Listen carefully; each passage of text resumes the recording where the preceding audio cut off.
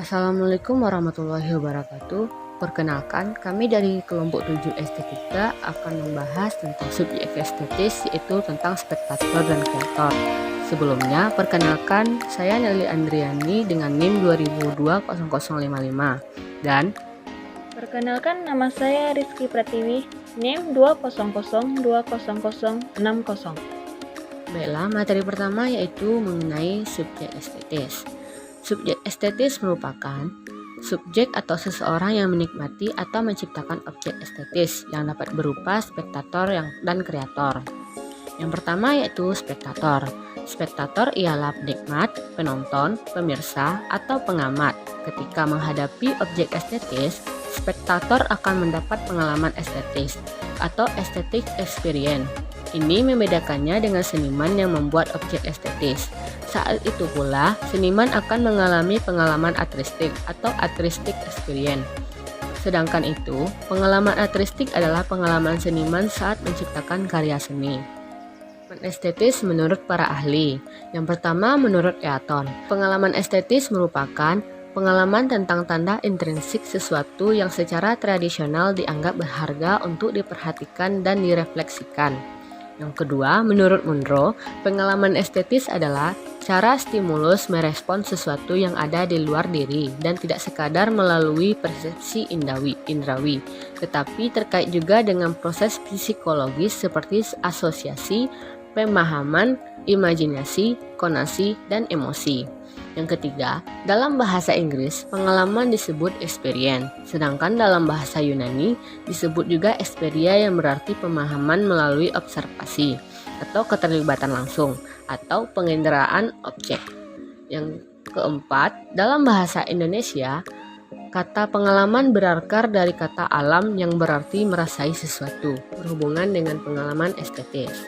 Yang pertama, disinterested atau tanpa pamrih merupakan teori pengalaman estetis yang mensyaratkan bahwa ketika objek mengalami keindahan terhadap satu objek, berarti ia tidak sedang berharap keuntungan atau pamrih apapun dari objek tersebut. Yang kedua yaitu empati dan simpati.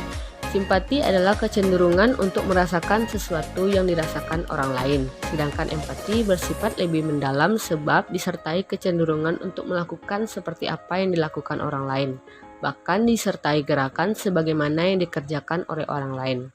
Yang ketiga yaitu jarak psikis. Jarak psikis merupakan kesadaran penonton tentang pemisahan antara realitas kehidupan dengan realitas emosi saat menghadapi karya seni. Yang keempat yaitu kontemplasi. Dalam pandangan Carroll, kontemplasi dalam estetika berarti melakukan observasi terhadap objek secara seksama. Usaha ini melibatkan keaktifan pikiran untuk menyusun objek tersebut agar menjadi suatu konstruksi yang menyatu. Perkembangan dalam pengalaman estetis.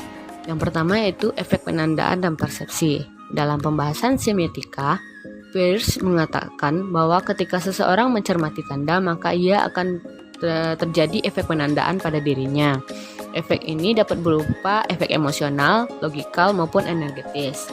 Yang kedua yaitu efek logikal sebagai pembukaan pengalaman estetis. Efek logikal merupakan pemikiran kondisi yang timbul dari benak subjek ketika menghadapi objek. Maka muncul efek logikal terkait dengan proses berpikir. Yang ketiga yaitu efek energitas sebagai penyerta dalam pengalaman estetis. Efek energitas merupakan efek yang berupa gerakan pada subjek yang terjadi saat berhadapan dengan objek. Yang keempat, efek emosional dan pengalaman estetis. Perasaan atau feeling kadang dibedakan dengan emosi atau emotion. Emosi dapat dipandang sebagai perasaan mendalam yang diikuti dengan perubahan elemen kognitif maupun fisik, bahkan dapat mempengaruhi perilaku. Pengalaman estetis dapat berupa emosi estetis empatis maupun emosi estetis formalitas. Pengalaman estetis. Pengalaman estetis muncul karena spektator mengindra suatu objek estetis dan objek tersebut memiliki properti estetis yang selaras dengan nilai estetis yang ia miliki. Estetis. Pengalaman estetis tidak muncul tanpa penginderaan.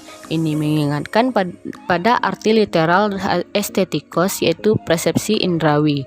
Dalam klasifikasi secara umum, manusia memiliki 5 indera. Secara teoritik, penglihatan dan pendengaran ditempatkan pada level yang lebih tinggi ketimbang dengan indera lainnya. Keduanya dikategorikan sebagai higher sense atau indera tinggi, sedangkan penciuman, pengecapan, dan perabaan dianggap sebagai lower sense atau indera rendah. Pengamatan sebagai profesi. Setiap orang dapat menjadi spektator yang merasakan pengalaman estetis, dan sementara itu, spektator tidak berhenti hanya menikmati pengalaman estetis, tetapi juga menjadikannya sebagai kegiatan profesional atau menyampaikan pengalaman dan pemahaman tentang karya seni pada orang lain. Kritik seni tidak sekedar mencari kesalahan suatu karya seni, namun juga kehebatannya. Tujuannya adalah untuk memberi pemahaman tentang karya seni dan latar belakang penciptaannya. Seperti contoh di samping berikut itu. Saya akan membacakan materi yang bagian B, yaitu kreator. Kreator merupakan subjek yang menciptakan objek estetis. Kreator berasal dari bahasa Latin, crit, yang pada abad ke-14 diadopsi ke dalam bahasa Inggris, crit, yang berarti membuat sesuatu. Seniman dan profesinya adalah kreator yang secara intensif mengisi kehidupannya dengan menciptakan objek estetis. Dalam berkesenian, seniman bekerja sama atau paling tidak bersentuhan dengan infrastruktur kesenian atau pihak-pihak yang mendukung profesinya. Istilah seniman digunakan dalam lingkup luas, meliputi pelukis, pematung, penggrafis, kriawan, pengrajin, desainer, fotografer, arsitek, perupa, musisi, penari, koreografer, aktor, sutradara, sastrawan, dan sejenisnya.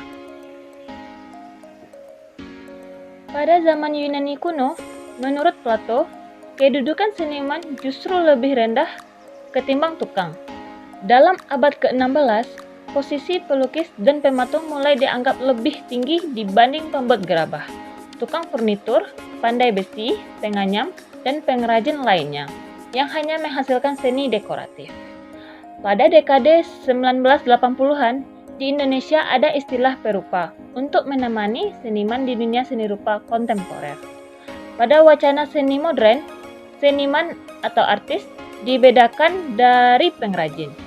Seniman menciptakan karya seni, sedangkan pengrajin membuat kerajinan. Setelah abad ke-16, banyak pelukis Renaissance sukses memperoleh penghasilan yang lebih baik dari pendapatan pemilik toko. Selain seniman dan pengrajin, dalam seni rupa modern juga terdapat kategori desainer yang muncul terkait dengan kebangkitan dunia industri. Pengalaman artistik. Pengalaman artistik merupakan hal-hal yang dipikirkan, dirasakan, maupun dikerjakan seniman terkait dengan penciptaan karya seni sebagai objek estetis. Tahapannya yaitu persiapan, inkubasi, iluminasi, dan verifikasi. Sekian hasil diskusi kami tentang subjek estetis. Terima kasih. Assalamualaikum warahmatullahi wabarakatuh.